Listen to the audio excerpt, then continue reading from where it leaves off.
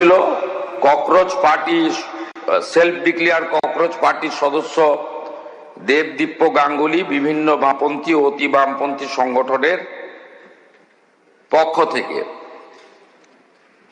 আমাদের পুলিশকে নির্দেশ দেওয়া ছিল যে গণতান্ত্রিক দেশ, যে কেউ তার গণতান্ত্রিক মত এবং তার অধিকার তারা প্রতিষ্ঠিত করতে পারে, কিন্তু আইন শৃঙ্খলার অবনতি না ঘটিয়ে শান্তিপূর্ণভাবে। পুলিশের পক্ষ থেকে নজরদারি রাখা হয়েছিল, ব্যবস্থা রাখা হয়েছিল। সরকারের পক্ষ থেকে স্পষ্ট নির্দেশ ছিল কোন রকম বল প্রয়োগ বা পুলিশের দিক থেকে কিছু করা যাবে না যতক্ষণ না পর্যন্ত সমবেত আন্দোলনকারী বা মিছিলকারীরা নিয়ন্ত্রণের বাইরে না চলে যায়। আপনারা সোশ্যাল মিডিয়াতে দেখবেন এই যে সেলফ ডিক্লেয়ার ককরোচ পার্টি তারা বলেছে যে বামফ্রন্টের কিছু ছাত্র সংগঠন, ছাত্র ছিল বলে আমার জানা নেই, কারণ ওদের কোনো কলেজ ইউনিভার্সিটিতে অস্তিত্ব নেই,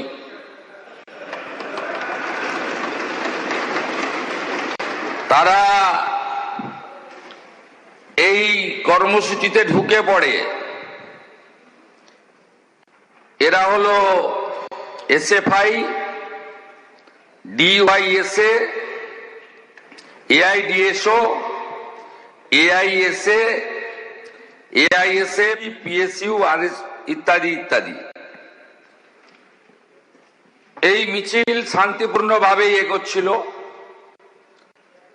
মিছিলে পুলিশের যা হিসাব ক্রাউড ছিল 9000, তার মধ্যে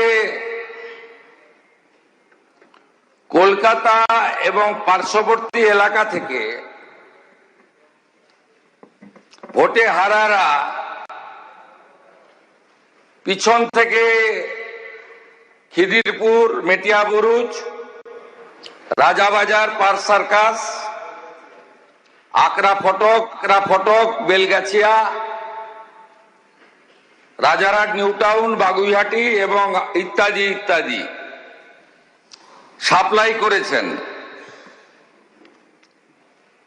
পুলিশ পুরোটাই সংযত ছিল, টিভি মিডিয়া সবাই দেখেছে। পরবর্তীকালে যখন ডরিনা ক্রসিং এ আসে, প্রথমে জুতো এবং বোতল দিয়ে শুরু করে, তারপরে টার্গেট করে সাংবাদিকদের, কারণ অনেক চেষ্টা করার পরেও পুলিশ ওদের পাতা ফাঁদে পা দেয়নি। আমাদের নির্দেশও তাই ছিল। ওরা চেয়েছিল পুলিশ লাঠি চালাক, গ্যাস ফাটাক, বল প্রয়োগ করুক, এবং তারপরে নাটকটা একটু জোরদার চলুক। সে সুযোগ পুলিশ দেয়নি। আমি কলকাতা পুলিশকে এবং যারা ডিউটি দিচ্ছিলেন তাদেরকে ধন্যবাদ জানাই।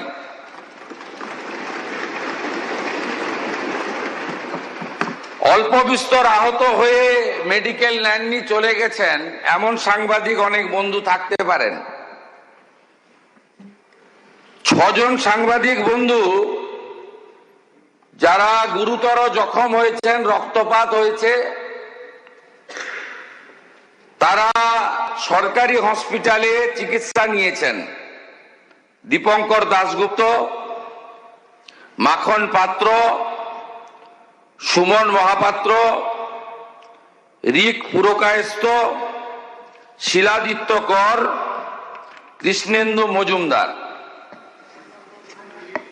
ইতিমধ্যে সাংবাদিক বন্ধুদের কাছ থেকে আমরা লিখিত অভিযোগ পেয়েছি।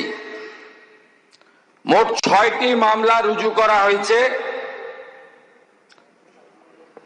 এবং এই মামলাগুলিতে এই বিধানসভা থেকে পাস হওয়া গুন্ডা দমন আইন যুক্ত করা হয়েছে।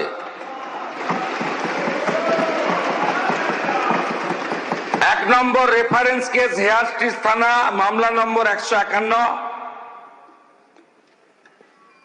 অভিযোগকারী Rahi Haldar, reference 2 Hare Street থানা, মামলা নম্বর 152। এইভাবে মোট সুনির্দিষ্টভাবে 6টি মামলা দেওয়া হয়েছে। মোট 6 না 7টি মামলা, এন্টালি থানাতেও একটি মামলা হয়েছে। এই মামলাগুলোতে গুন্ডা দমন আইনকে যুক্ত করা হয়েছে এবং প্রায় 70 জনকে চিহ্নিত করা হয়েছে, যাদের একজনও ছাত্র নয়, যারা একজনও সেলফ ডিক্লেয়ার ককরোচ পার্টির মেম্বার নয়, যারা একজনও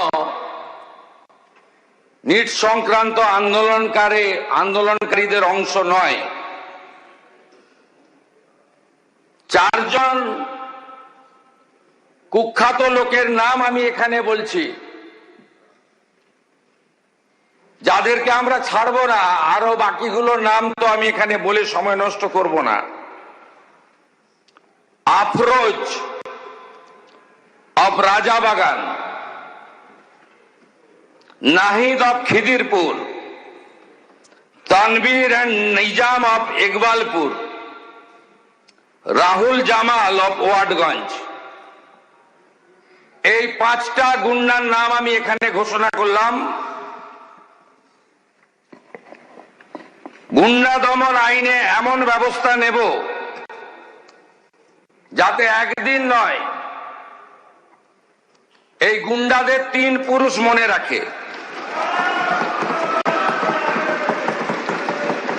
এই জন্যই গুন্ডা দমন আইন এনেছিলাম, এই জন্যই গুন্ডা দমন আইন রাজ্যপাল মহোদয় পাস করেছে। এর প্রয়োজনীয়তাটা কতটা ছিল বাংলার মানুষ দেখেছে। আমি সমগ্র বিধানসভার পক্ষ থেকে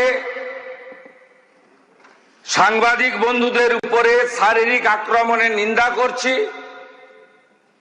আমি আশা করব বিধানসভা আমার সঙ্গে একমত হবেন। আমাদের শাসক বেঞ্চের চিফ হুইপ অমলান ভাদুড়ি, তিনি আমাকে একটু আগেই বলছিলেন যে লাঞ্চের ঘোষণা হলে ভারতীয় জনতা পার্টির বিধায়করা বুকে কালো ব্যাজ লাগিয়ে সংবিধান প্রণেতা আম্বেদকরজির মূর্তির নিচে সাংবাদিকদের উপর আক্রমণের নিন্দা করে একটি কর্মসূচি নিয়েছেন এবং সংবিধানের 4র্থ স্তম্ভ মিডিয়ার কর্মীদের প্রতি সলিডারিটি জানানোর জন্য একটি ছোট্ট প্রয়াস নিয়েছেন। আমি তাকেও স্বাগত এবং ধন্যবাদ জানাচ্ছি। মহোদয়,